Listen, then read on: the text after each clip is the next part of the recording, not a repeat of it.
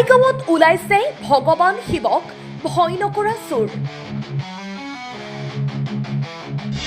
কিনকিনীয়া বৰষুণৰ মাজতেই ৰাতিৰ আন্ধাৰত চোৰে লৈ গ'ল ভগৱান শিৱক। চোৰৰ শাস্তিৰ দাবীত ৰাইজে মন্দিৰত জ্বলালে চাকি বন্তি। চোৰৰ মৰসাহসক ব্যাপক চৰ্চা কলাইগাঁৱত। চোৰো এলাপেচা চোৰ নহয়, একেবাৰে ভগৱানক চেলেঞ্জ কৰা চোৰ। চোৰৰ কাণ্ড দেখি এইবাৰ হতভম্ব হৈ পৰিছে কলাইগাঁৱৰ ৰাইজ। নিশাৰ অন্ধকাৰত বৰষুণৰ সুবিধা লৈ মাজনিশা চোৰে চুৰ কৰিলে ভগৱান শিৱক।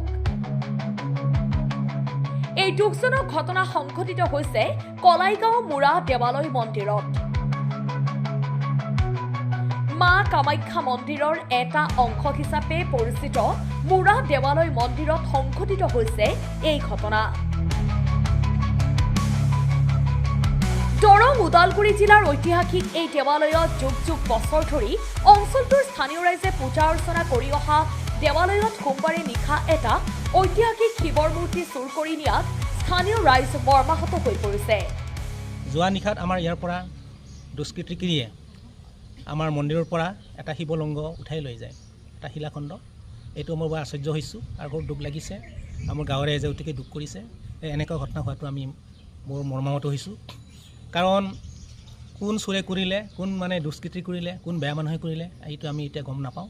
যিহেতু চোৰৰ কোনো ধৰ্ম নাই, গতিকে সেই এটা প্ৰজাতি। গতিকে এই কামটো যে কৰিছে সেইজন ঈশ্বৰে তেখেতক কষ্ট দিয়ক, আৰু এই বস্তুটো যে তেখেতে আমাৰ মন্দিৰলৈ যাতে আকৌবাৰ আনি দিবলগীয়া হয়, এই ক্ষেত্ৰত মই ঈশ্বৰৰ ওচৰত প্ৰাৰ্থনা কৰিছোঁ যাতে ঈশ্বৰে ইয়াত কিছু কষ্ট দিয়ে। আমাৰ ৰাইজেও এই কথাত বহুত দুখ কৰিছে যে এনেকুৱা ঘটনা যাতে আৰু ভৱিষ্যতে নহয়। এই মন্দিৰে নহয় অন্য মন্দিৰৰ পৰাও চুৰি কৰিব, এইটো বৰ বেয়া কথা। কাৰণ আমি যিহেতু এই মন্দিৰখনত সৰুৰ পৰাই ইয়াৰ লগত জড়িত, মন্দিৰখনৰ লগত আমাৰ ইয়াতে যথেষ্ট বৰঙণিও আছে, অৰিহণাও আছে। গতিকে এই মন্দিৰখন আৰু জাকত জিলিকা হোৱাটোৱে চিন্তা কৰিছোঁ। এনেকৈ যদি আমাৰ এটা দুটাকৈ মূৰ্তি চুৰি হয় সেইটো বৰ বেয়া কথা, বৰ দুখৰজনক কথা। গতিকে আগন্তুক দিনত আমাৰ প্ৰশাসনকো আমি জনালোঁ, এই মাত্ৰ আমি দি আহিছোঁ। প্ৰশাসনেও এই ক্ষেত্ৰত আমাক হেল্প কৰি সহায় কৰি যাতে আমাৰ এই মূৰ্তিটো পোৱাত সহায় কৰিব বুলি মই অনুৰোধ জনাইছোঁ। আৰু লগতে সদৌ শেষত আমি সকলো ৰাজ্যকে, অসমবাসী ৰাজ্যকে, যিহেতু আমি নিউজত এই সংবাদটো প্ৰচাৰ কৰিছোঁ, যদি তেনেকৈ উমান পায় আমাৰ ৰাইজক যাতে জনায়, যাতে এই ক্ষেত্ৰত আমাক সকলো ৰাইজ যাতে সহায় কৰে, সেয়ে মোৰ কামনা। ধন্যবাদ।